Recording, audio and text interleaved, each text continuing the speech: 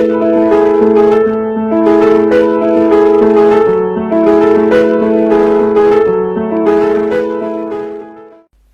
पुण्यात्माओं,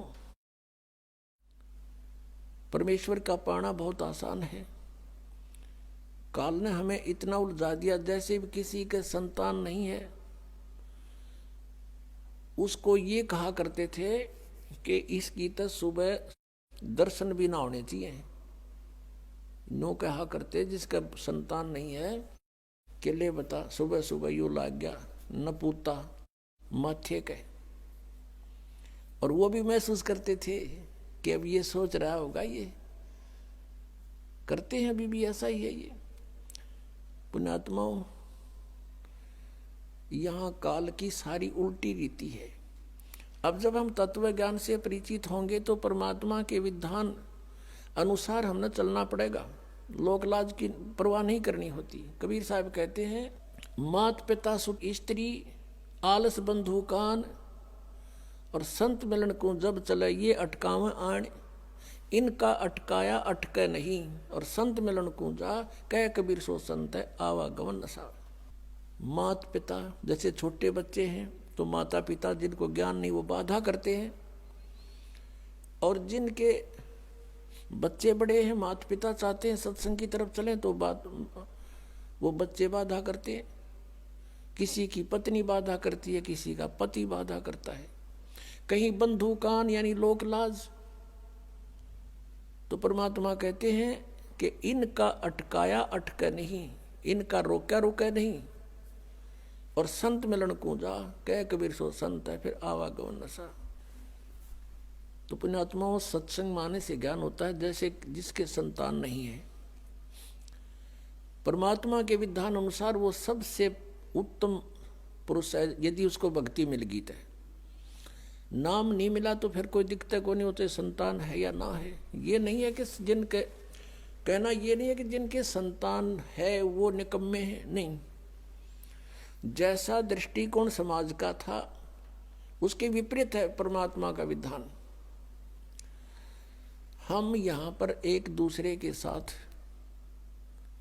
संस्कार वश जुड़े हैं, और जब भी जिसका संस्कार पूरा हो जाएगा तुरंत यहाँ से चला जाएगा, चाहे उसका कितना ही जरूरी आवश्यक कार्य शेष हो।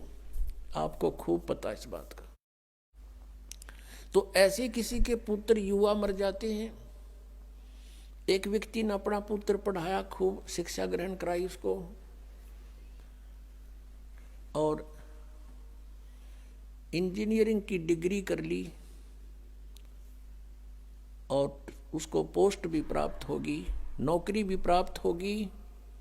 विवाह का समय रख दिया, विवाह से 3 दिन पहले एक्सीडेंट में मृत्यु होगी। अब इकलौता पुत्र था, अब क्या कहें, अब रो रहे हैं टक्कर मार के बेचारे।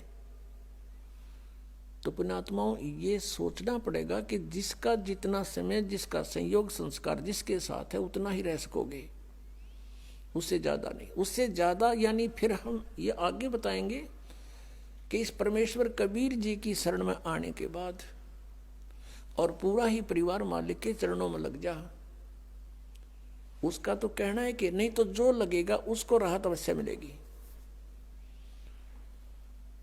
तो ये इस तरह की दुर्घटनाएं नहीं होंगी यदि नियम ठीक रखेंगे। जब लग हंसा हमरी आना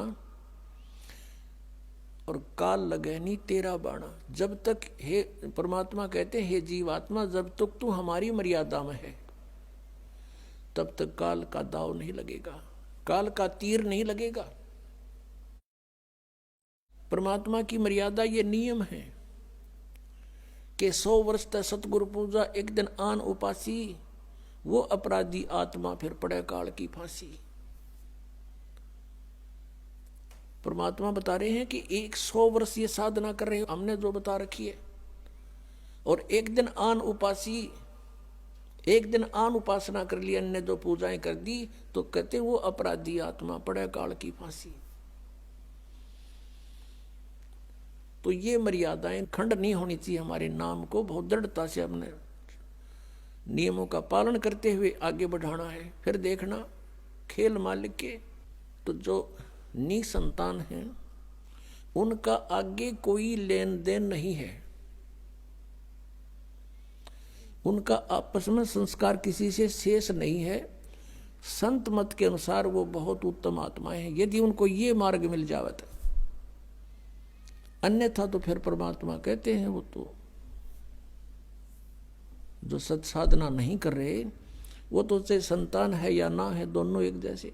हाँ, जिनके संतान है वो भी बुरे नहीं, क्योंकि मनुष्य जीवन परमात्मा की भक्ति मिल गई, पूरा परिवार भक्ति करे, बच्चों को भी लावे शरण में। फिर उनके जो संस्कार हैं वो बहुत आसानी से हल्के होकर निमट जाएंगे, और ये अननेसेसरी चोट नहीं लागने दे भगवान। आयु बढ़ा देगा ये परमात्मा, ये समर्थ शक्ति है। और कोई परमात्मा जिनको हम भगवान मानते थे वो हमारी आयु एक्सटेंड नहीं कर सकते।